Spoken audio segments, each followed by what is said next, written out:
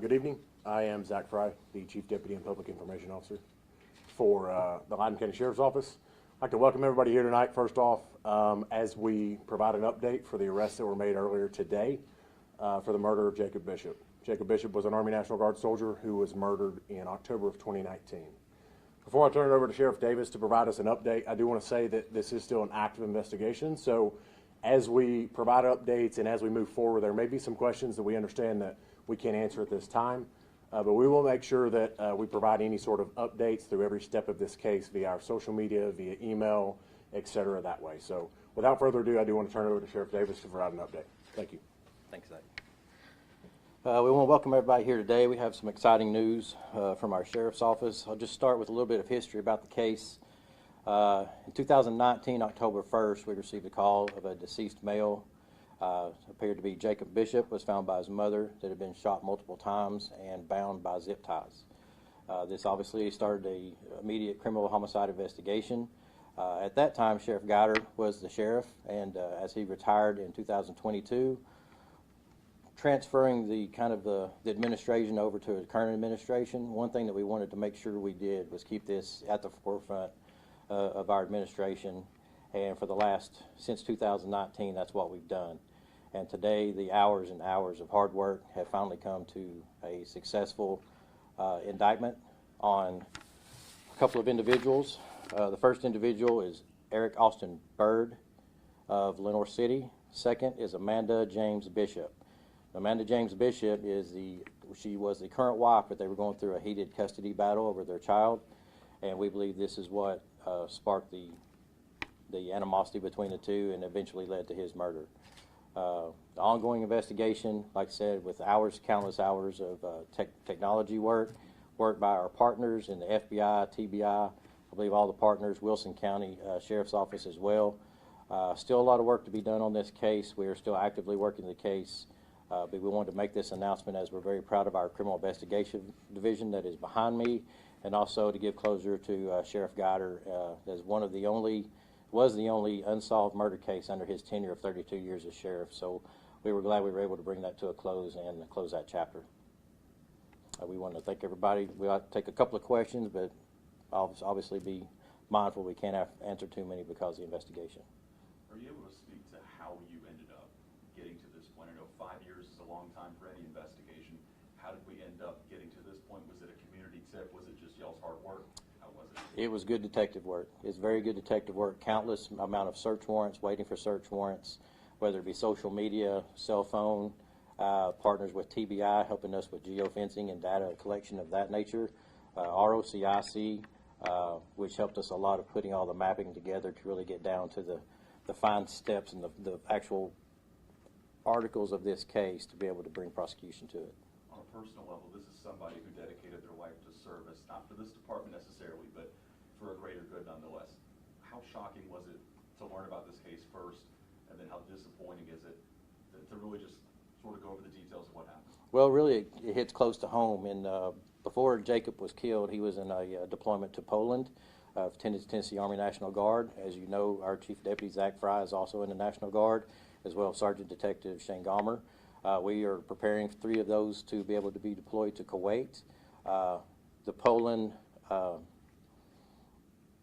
deployment was with Zach. He wasn't in his unit, but he knew of him. And us having those close personal ties with Tennessee Army National Guard really brings it close to home, as we all obviously want to take care of our service members that take care of us. So when this happened, it was very, very shocking that someone would do this to one of our service members. You mentioned there are a lot of people knew of him, some knew him. By all accounts, what kind of a person was Jacob? Could you speak to that? Well, he was a father, first of all, and a son.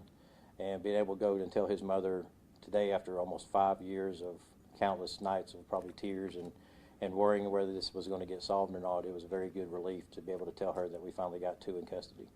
Being that this was a family matter, how touchy did you have to be with this investigation? How shocking was it personally to learn of the charges that are now?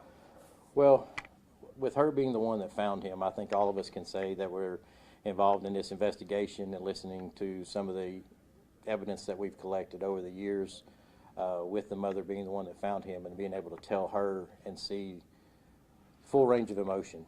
of a relief. And some people say, give them peace or closure. I don't think there's really closure in a case like this, but we can at least try to give them some justice.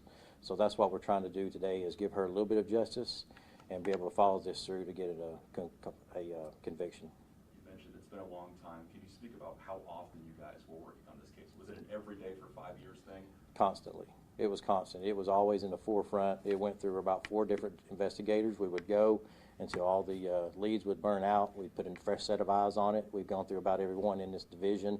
Some that are even away from the division now have been involved in this case, so we're happy that it came to a conclusion. Texas law enforcement agencies were involved in this case. Why was that? Well, we had some people of interest, and we traveled to Texas. We were going to we were going to track down every lead that we had. So we had a lot of help from a Texas Sheriff's Office to interview some people of interest. And you mentioned new technology that helped solve this case. Can you say what those new technologies were? I would if I could explain them. A lot of our younger staff can explain a lot more of the tech, but with our partners with TBI and FBI, Secret Service, everyone has had a hand in this. So. And I know you said that you've been working on this constantly. Their mother actually said they thought it was going to go cold. What does that mean for you to kind of show her now that you were working on it and you were able to be successful? Yeah, she was in constant communication with us. I think somebody got a text or a phone call about every week telling her that we're waiting on search warrants, we're waiting on search warrants. Kind of sound like a broken record. And she mentioned that today. She said, I always thought, y'all were just kind of telling me what I wanted to hear, but when it all came to fruition today, she saw the efforts. You mentioned that you believe, in terms of the investigation, this was all over a custody battle over the 2 children. What's their status right now? I'd rather not comment on that, on the kids. Yeah. Was she always a top suspect for you guys? I know you had over 400, I think, when it was suspects. Was she always kind of in the top? Well, in a case like this, when it's with a heated custody battle, you always look at the spouse or the ex-spouse. So she was right up there at the very top of the list. Okay. All right. We want to thank you. Y'all should have the information that Chief Fry gave for you for all the arresting information on them. Okay. Thank you all for coming today. Thank you.